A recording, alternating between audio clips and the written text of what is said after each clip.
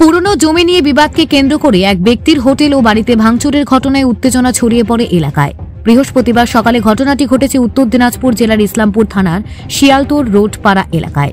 জানা গিয়েছে, সুশীল সাহা নামে এক ব্যক্তির সাথে বিপ্লব সরকার নামে হোটেল ব্যবসায়ীর সাথে জমি নিয়ে দীর্ঘদিন ধরে বিবাদ চলছিল। সেই বিবাদকে কেন্দ্র করে বুধবার রাতে হোটেলে একটি ঝামেলা সৃষ্টি হয়। অভিযোগ, সুশীল সাহার লোকজন বৃহস্পতিবার সকালে বিপ্লব সরকার নামে ব্যবসায়ীর হোটেল ও বাড়িতে ব্যাপক ভাঙচুর চালায়। এই ঘটনায় এলাকায় উত্তেজনা ছড়িয়ে পড়ে। খবর পেয়ে ঘটনাস্থলে পৌঁছায় ইসলামপুর থানার পুলিশ। ঘটনার তদন্ত শুরু করেছে পুলিশ। অন্যদিকে এ বিষয়ে সুশীল সাহা তার বিরুদ্ধে ওঠা সমস্ত অভিযোগ অস্বীকার করেন এবং তারা সাথে কোনো জমি বিবাদ নেই। তবে কে বা কারা এই ঘটনা ঘটিয়েছে তিনি এ বিষয়ে কিছুই জানেন না বলে জানিয়েছেন তিনি। এ বিষয়ে অভিযোগকারী হোটেল ব্যবসায়ী বিপ্লব সরকার জানান,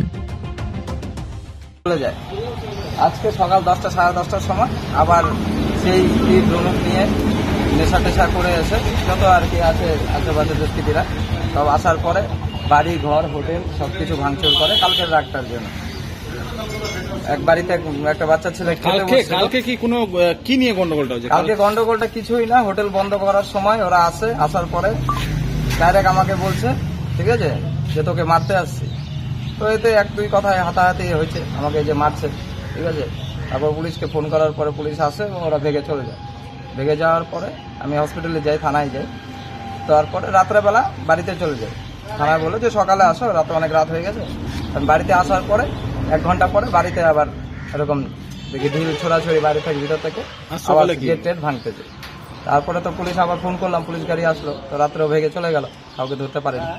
তো সকালবেলা দিনের আলোতে সব ব্যাপার হলো, দিনের আলোতে পুরা টিম নিয়ে লাঠি টাঠি সবকিছু সাবল টাবল দাও নিয়ে এসে সব আশেপাশে 3-4 বাড়িতে হামলা করে এবং আমার বাড়ির গাড়ি, আমার হোটেল সম্পূর্ণ ভাঙচুর করে।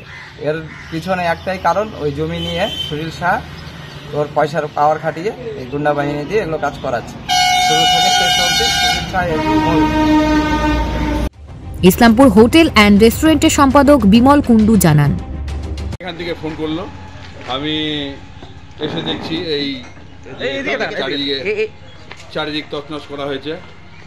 এখন কি ব্যাপার, কি বৃত্তান্ত, সমস্ত কিছু জিজ্ঞাসা করতে লাগে বা জানতে লাগবে, কেন বা এরকম হলো, কারাই বা আসলো।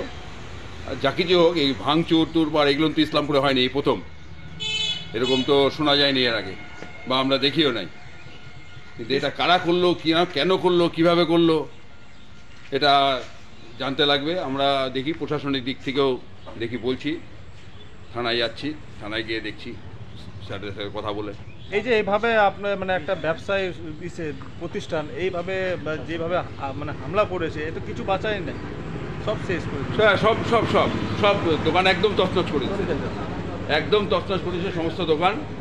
আমি তো এই এক্ষুনি আসলাম, দেখলেনি আপনারা, এইমাত্র এসে আমি খবর ছুটে আসলাম, ছুটে এসে দেখছি যে সমস্ত কিছুই ভাঙচুর করা হয়েছে, কিচ্ছু বাকি নেই।